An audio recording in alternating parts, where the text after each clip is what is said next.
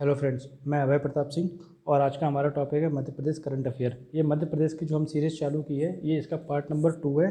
इससे पहले part number बनाया था जिसमें हमने मध्य प्रदेश में जो इम्पोर्टेंट अपॉइंटमेंट्स थी, जो मिनिस्टर्स और उनकी मिनिस्ट्रीज़ हैं, जो डिपार्टमेंट हैं उनके, उन्हें कवर किया था।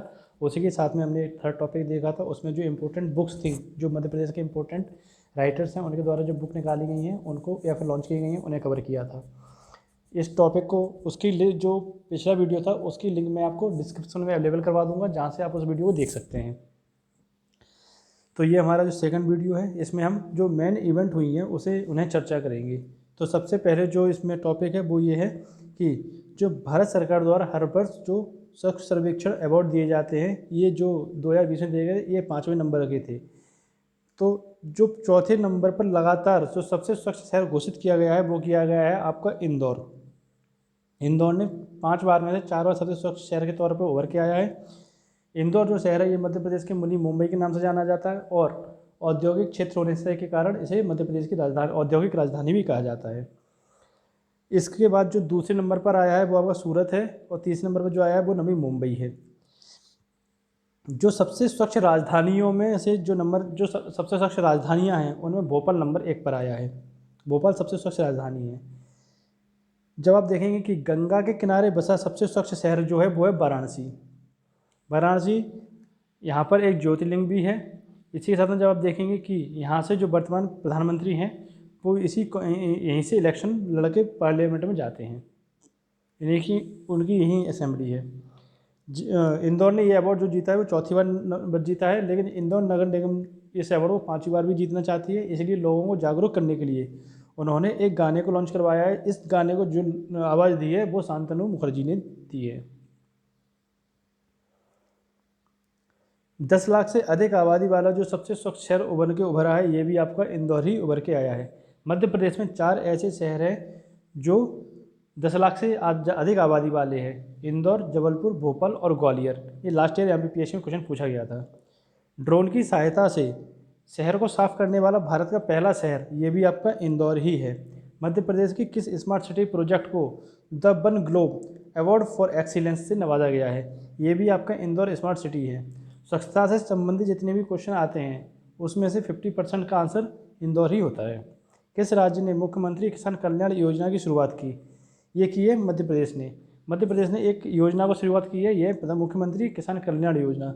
इस योजना की जो शुरुआत की गई थी वो की गई थी पंडित दीनदयाल उपाध्याय जी के जन्मदिन पर 25 सितंबर 2020 में।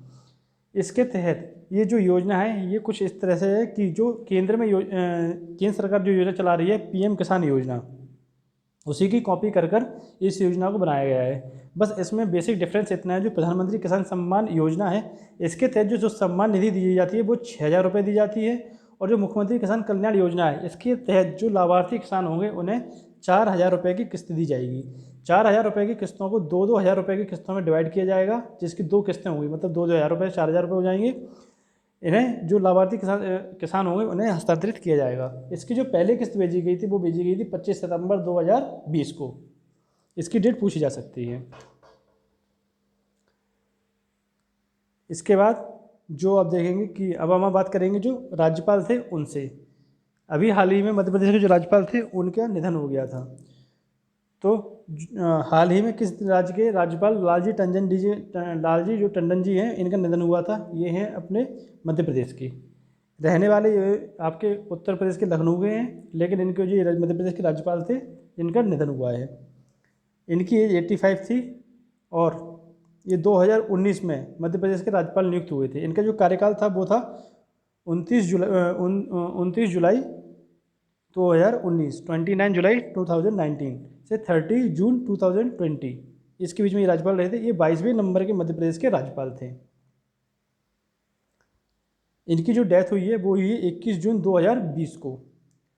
इनके द्वारा एक पुस्तक लिखी गई थी जिसकी चर्चा हमने लास्ट वीडियो में भी की थी, अनकहा लखनऊ।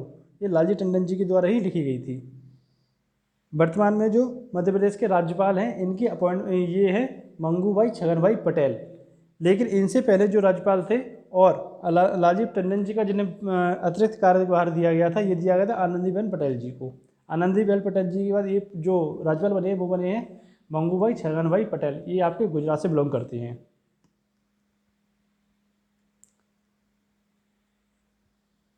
जो मध्य प्रदेश के जो अतिरिक्त कार्यभार दिया गया था आनंदीबेन पटेल जी को, तो उस समय आनंदीबेन पटेल जी उत्तर प्रदेश की राज्यपाल थी और संविधान में ये प्रावधान है कि एक व्यक्ति दो या दो से अधिक राज्यों का राज्यपाल भी हो सकता है।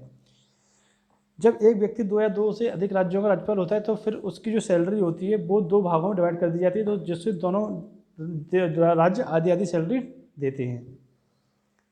इन्हें इनकी जो अपॉइंटमेंट की गई थी 1 जुलाई 2020 को। मध्य प्रदेश प्रधानमंत्री नरेंद्र मोदी ने भारत के किस शहर में एशिया के सबसे बड़े सोलर प्लांट का उद्घाटन किया है? ये जो सोलर प्लांट का उद्घाटन किया गया है ये किया गया मध्य प्रदेश के रीवा जिले के गुरु तहसील में। प्रधानमंत्री नरेंद्र मोदी जी ने 10 जुलाई 2020 को 750 मेगावाट, ये 750 मेगावाट है, ये 250 मेगावाट के 3 यूनिट हैं, जिससे टोटल 750 मेगावाट हो जाता है। ये जो संयंत्र Rewa ultra solar mega solar जो संयंत्र लगाया गया है एशिया का सबसे बड़ा सोलर प्लांट होगा। इसकी जो क्षमता है, ये जो पूरा प्लांट लगाया जाएगा ये 1500 हेक्टेयर में लगाया जाएगा, जिसमें से 500 हेक्टेयर में एक यूनिट 250 मेगावाट की लगेगी। इसके हिसाब से 1500 टोटल जो हेक्टेयर भूमि हो जाएगी वो हो जाएगा, और जो टोटल इलेक्ट्रिसिटी जो बनेगी वो बनेगी आपकी 750 मेगावाट। यह Rewa ultra mega solar limited द्वारा विकसित किया गया है। अगर उसमें नाम पूछा जाता है तो इसे विकसित किया है ultra mega solar limited Rewa द्वारा, और जो इसमें विकसित किया गया था मध्य प्रदेश ऊर्जा विकास निगम और सोलर एनर्जी कोऑपरेशन का एक संयुक्त उद्गम है। इसके द्वारा इसकी स्थापना की गई थी। एशिया की जो सबसे बड़ी सौर ऊर्जा परियोजना है ये यही परियोजना है मध्य प्रदेश में, रीवा सौर परियोजना, जिसकी मैं थोड़ी देर चर्चा की थी। इसके जो उद्घाटन किया गया था इसके किया था 10 जुलाई 2020 को। अब इसमें एक इम्पोर्टेंट पॉइंट ये है, जो ये Rewa mega ultra mega project है जिसके अंतर्गत 750 मेगावाट बिजली बननी है, इसका जो 24% बिजली का उपयोग होगा ये किया जाएगा दिल्ली मेट्रो के द्वारा, क्योंकि मध्य प्रदेश गवर्नमेंट जो है वो बिजली का व्यापार भी करती है, जिसके तहत दिल्ली मेट्रो को ये समय समय पर बिजली जो है वो उसको प्रोवाइड करवाती है। इसी के तहत 24% जो इस पूरा प्रोजेक्ट का होगा वो 24% दिल्ली मेट्रो को दिया जाएगा। किस राज्य ने FIR आपके द्वार योजना लागू की है? ये की है मध्य प्रदेश गवर्नमेंट ने। इस योजना में जो पुलिस आपके नज़दीकी जो पुलिस थाना होगा वो आपके घर पर कोई भी परेशानी होने पर आपके घर पर आएंगे और आपके घर पर पूरी इंक्वायरी करेंगे और वहीं पर ये रिपोर्ट दर्ज करेंगे, आपको थाने की जाने की जरूरत नहीं पड़ेगी। ये की गई है मध्य प्रदेश के द्वारा। देश का पहला और दुनिया का जो दूसरा इन्फेंट्री का म्यूजियम किस राज्य में बनाया गया? जो इन्फेंट्री है होती है वो पैदल सेना को इन्फेंट्री बोला जाता है। ये बनाया गया है मध्य प्रदेश में। मध्य प्रदेश के इंदौर के इंदौर जिले के महू में देश का पहला और दुनिया का दूसरा इन्फेंट्री का म्यूजियम बनाया गया है। देश का पहला गौ मुक्ति धाम मध्य प्रदेश के किस जिले में बनाया गया है? ये बनाया है भोपाल में। जैसे कि आप देखेंगे हिंदू धर्म में जो मुक्ति धाम होते हैं जहाँ अंतिम संस्कार किए जाते हैं, ऐसे ही गाँवों के अंतिम संस्कार के लिए ये मुक्ति धामों की स्थापना की गई है भोपाल में। ये अपने तरह का देश का पहला मुक्ति धाम होगा। मुख्यमंत्री शिवराज सिंह चौहान ने मध्य प्रदेश के किस जिले में गौ उत्पाद अनुसंधान केंद्र खोले जाने की घोषणा की है? ये की है आगरमालवा में। आगरमालवा में गौ उत्पाद अनुसंधान केंद्र की स्थापना की जाएगी। किस राज्य द्वारा गौवंश संरक्षण के लिए गौवंश अधिनियम बनाया गया? ये बनाया गया है मध्य प्रदेश के द्वारा। मध्य प्रदेश सरकार द्वारा इस योजना को पुनः आरंभ किया गया, ये है संबल योजना। मध्य प्रदेश गवर्नमेंट में जो पहले शिवराज सिंह चौहान जी ने इस योजना को 2018 में जन कल्याण संबल योजना शुरू की थी। जो कामगार थे, असंगठित क्षेत्र के जो कामगार थे, उनके लिए इस योजना का 2018 में इसकी शुरुआत की गई थी। लेकिन जब सत्ता का परिवर्तन हुआ मध्य प्रदेश में, तो कमलनाथ सरकार ने इस योजना को बंद करके एक नया सवेरा योजना चालू की थी। लेकिन जब फिर से सत्ता परिवर्तन हुआ है और शिवराज सिंह चौहान जी के द्वारा इस योजना को फिर से शुरुआत की गई है। देश की सबसे बड़ी भारत माता की प्रतिमा कहाँ स्थापित की गई है? ये की गई है मंदसौर में। ये 251 फीट अष्टधातु की प्रतिमा होगी। ये देश की सबसे बड़ी प्रतिमा है। इसकी स्थापना मंदसौर में की गई है। मध्य प्रदेश के किस शहर में 15 अगस्त 2020 को भारत माता की कांस्य प्रतिमा, जो हमने पहले बात की है सबसे ऊंची, वो है 251 की, वो अष्टधातु की है, और ये वाली है जो है कांस्य प्रतिमा, ये इसकी स्थापना की गई है भोपाल में। इसके बाद हम कुछ इलेक्शन की चर्चा करेंगे। पिछले कुछ दिनों में मध्य प्रदेश में जो राज्यसभा के इलेक्शन किए गए हैं, ये इलेक्शन का जो किए गए थे 19 जून 2020 को किए गए थे। इसके तहत 3 लोग मध्य प्रदेश से राज्यसभा में पहुंचे, जिसमें से 2 सीटें भाजपा के नाम गई हैं और 1 सीट मिली है वो कांग्रेस को मिली है। भाजपा की तरफ से जो 2 लोग पहुंचे हैं वो पहुंचे हैं ज्योतिरादित्य सिंधिया जी और दूसरे हैं सुमेर सिंह सोलंकी जी, और जो कांग्रेस की तरफ से पहुंचे हैं वो है दिव्या सिंह जी। जो सबसे ज़्यादा मतों के साथ पहुंचे हैं वो पहुंचे हैं दिव्या सिंह जी इन तीनों लोगों में से। हाल ही में किस जिले में मुख्यमंत्री श्री शिवराज सिंह चौहान द्वारा 6 जून 2020 को 2 कोयला खदानों को बटन दबाकर ई शुभारंभ किया गया? ये किया गया है छिंदवाड़ा में। ये 2 भूमिगत खदानें हैं, ये धनकासा और शारदा। इन खदानों का शुभारंभ किया गया था। इन खदानों से उम्मीद की जा रही है 1.4 लाख टन कोयला का वार्षिक उत्पादन करेंगे। इसके तहत 1000 लोगों को रोजगार मिलने की जो अनुमान लगाया गया है, उसके तहत 1000 लोगों को इसमें रोजगार उपलब्ध हो सकता है। हाल ही में पंजाब राज्य को पीछे छोड़कर देश में के सर्वाधिक गेहूं उत्पादन करने वाला राज्य कौन सा बन गया है? ये बन गया है मध्य प्रदेश। अभी तक जो गेहूं उत्पादन में सबसे बड़ा राज्य था वो था पंजाब, लेकिन अब मध्य प्रदेश ने इस खिताब को अपने अंतर्गत ले लिया है। सोयाबीन का उत्पादन भी मध्य प्रदेश में सबसे ज़्यादा किया जाता है। दलहन और तिलहन के मामले में भी मध्य प्रदेश पहले नंबर पर है। जब देखेंगे कि जो टोटल उत्पादन है उसका 33% अब मध्य प्रदेश में उत्पादन होने लगा है। पूरे देश में 3,86,54,000 मैट्रिक टन गेहूं का उत्पादन होता है। इसका जो टोटल 33% होगा वो मध्य प्रदेश में अकेले उत्पादन होने लगा है। मध्य प्रदेश सरकार ने ज़रूरतमंदों के लिए बेहद रियायती दर पर पौष्टिक भोजन उपलब्ध कराने के उद्देश्य से किस योजना को फिर से शुरू किया है? ये शुरू किया गया है दीनदयाल अंत्योदय रसोई योजना। इसके तहत 10 रुपये में भरपेट भोजन लोगों को प्रोवाइड करवाया जाता है। ये जो स्कीम है ये चलाई जा रही है खाद्य एवं नागरिक आपूर्ति और शहरी विकास विभाग द्वारा। यह योजना मूल रूप से 2017 में शुरू की गई थी, लेकिन मार्च 2019 में इसे बंद कर दिया गया था और राज्य में सरकार बदलने के साथ ही इस योजना को फिर से शुरू किया गया है। इसके जो नए केंद्र खोलने की बात की गई वो 44 नए केंद्र खोले जाएंगे, जिसके बाद पूरे मध्य प्रदेश में इसके 100 जो केंद्र हैं उनकी 100 संख्या हो जाएगी। इसके तहत 10 रुपये में भरपेट भोजन की व्यवस्था की गई है। जो मध्य प्रदेश में एक अद्वितीय अभियान एक संकल्प बुजुर्गों के नाम बड़ों के लिए एक प्रतिबद्धता कोरोना महामारी में के बीच में किस जिले की पुलिस ने इसे शुरू किया था? ये किया था छतरपुर की पुलिस ने। इसके तहत जब कोरोना महामारी फैली थी उसमें अगर कोई बुजुर्ग दंपति या बुजुर्ग व्यक्ति परेशान होता था तो उसकी इस एक संकल्प बुजुर्ग योजना के नाम से इनकी मदद की जाती थी। इस अभियान में विशेष रूप से 60 वर्ष से अधिक लोगों को इसमें जो 60 वर्ष से अधिक उम्र के व्यक्ति थे उन्हें कवर किया गया था। 63वें जो राष्ट्रीय शूटिंग चैंपियनशिप प्रतियोगिता 2019 का जो आयोजन किया गया था ये किया गया मध्य प्रदेश की राजधानी भोपाल में। इसमें जो महिलाओं की तरफ से जो 10 मीटर एयर राइफल प्रतिस्पर्धा जो जीती थी हिमाचल प्रदेश की जेना किट्टा ने, और जो पुरुषों में इस प्रतियोगिता को जो जीता था उत्तर प्रदेश के सौरभ चौधरी ने 10 मीटर एयर राइफल प्रतिस्पर्धा जीती थी। 76 साल की सुनीता चंद्रा का निधन हुआ। उन्हें गृहनगर भोपाल में मध्य प्रदेश में हुआ। वह किस खेल से संबंधित थी? इन्हें संबंध था हॉकी से। इन्होंने 1956 से 1966 तक भारतीय महिला हॉकी टीम में हॉकी की ये प्लेयर रही हैं, जिसमें से 1963 से 1966 तक बतौर ये कैप्टन भी इन्होंने मोर्चा संभाला था। यह अर्जुन पुरस्कार जो दिया जाता है उसकी विजेता रही हैं।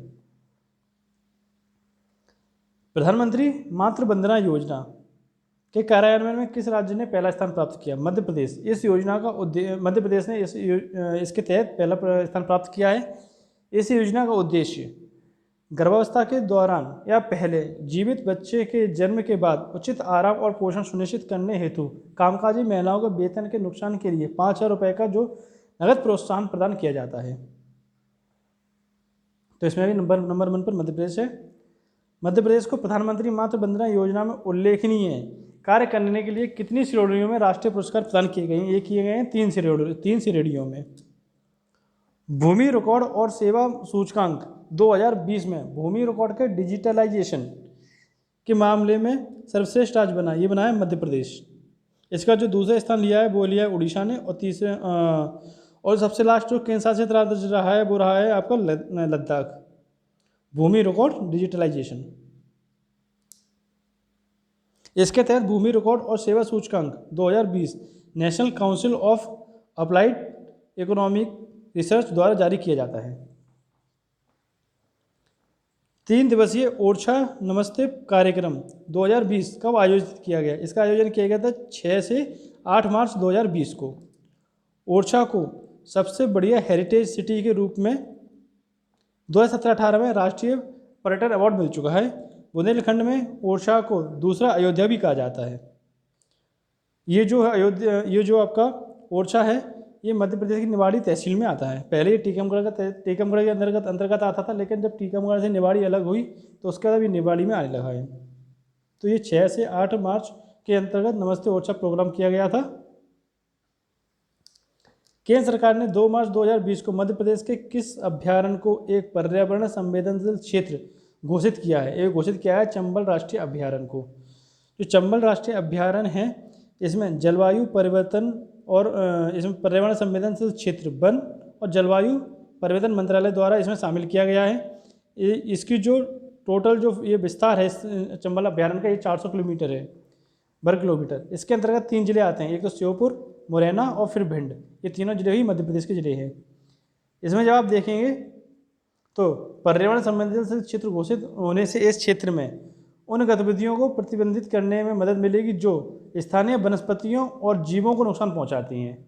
अंधाधुंध पेड़ों की कटाई की वजह से ये क्षेत्र काफ़ी प्रभावित होते हैं, जिससे जो यहाँ पर जानवर निवास करते हैं उन्हें काफ़ी तकलीफ होती है। इसलिए इस चीज़ को रोक लगाई गई है, उसे जो पर्यावरणीय संवेदनशील क्षेत्र है उसके अंतर्गत घोषित किया गया है।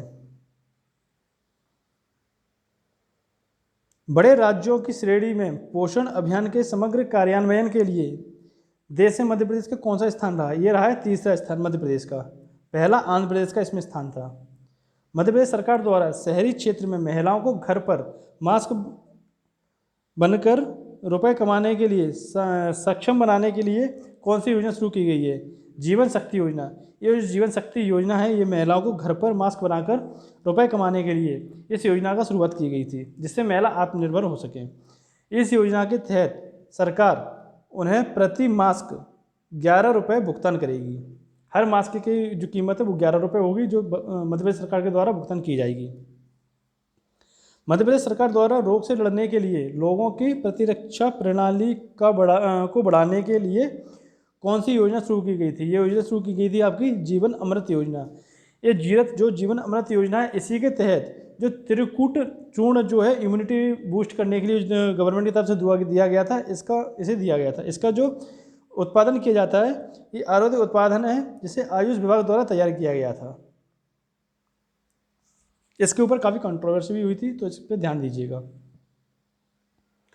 स्वास्थ्य कर्मियों की सहायता के लिए मध्य प्रदेश के छतरपुर जिले के राजनगर प्रशासन की पहल के में स्थानीय स्तर पर एक विशिष्ट वाहन विकसित किया गया। इस वाहन का नाम क्या है? इस वाहन का नाम है संजीवनी। पिछले कुछ समय में आपने न्यूज़ में देखा होगा कि जैसे कि इंदौर में जो स्वास्थ्यकर्मी थे वो सैंपल लेने जाते थे, उनके ऊपर हमले किए जाते थे। तो ऐसी घटनाओं को रोकने के लिए और जो स्वास्थ्यकर्मी हैं ये भी सीधे जो मतलब कोविड से जो इफेक्ट व्यक्ति होता है उनके सीधे संपर्क में ना आए और लोगों से भी इनकी सुरक्षा रहे, इसलिए संजीवनी नामक ये जो वाहन है इनकी जो है वो शुरुआत की गई है।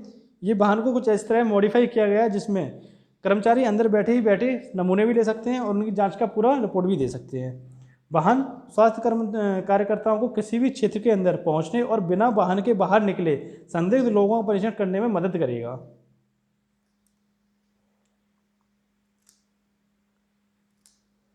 संजीवनी मध्य प्रदेश के स्थानीय स्तर पर किस विकसित एक विशिष्ट वाहन है? मध्य प्रदेश के किस जिले में प्रशासन ने इसकी पहल की? ये छतरपुर में, जिसकी हमने पहले पर चर्चा की थी। अगला आप देखेंगे मध्य प्रदेश के कुल कितने व्यक्तियों को पद्मश्री 2020 से सम्मानित किया गया है? ये जो पद्मश्री सम्मानित जो की गई थी ये 26 जनवरी 2020 को घोषणा की गई थी। इसके तहत मध्य प्रदेश के 4 व्यक्तियों को ये अवार्ड दिया गया है, जिसमें से पहले हैं लीला जोशी, चिकित्सा से संबंधित हैं। दूसरे हैं नेमनाथ जैन, ये व्यापारी हैं एवं उद्योग से संबंधित हैं। श्री अब्दुल जब्बार, ये मरणोपरांत दिया गया है, ये सामाजिक कार्यकर्ता थे। उसके बाद जो पुरुषोत्तम दधीच हैं, इन्हें दिया गया है कला के क्षेत्र में। अब इनसे हर व्यक्ति के अलग अलग बात करेंगे। जो लीला जोशी हैं, ये पेशे से डॉक्टर हैं और मध्य प्रदेश में के रतलाम की रहने वाली हैं। इन्होंने आदिवासी महिलाओं की चिकित्सा का क्षेत्र में मुफ्त इलाज करने के लिए पद्मश्री अवार्ड 2020 से सम्मानित करने की घोषणा की गई है। इनका नाम महिला एवं बाल विकास द्वारा जारी 1000 महिला प्रभावशाली जो महिलाओं की सूची थी उसमें भी सम्मिलित किया गया था।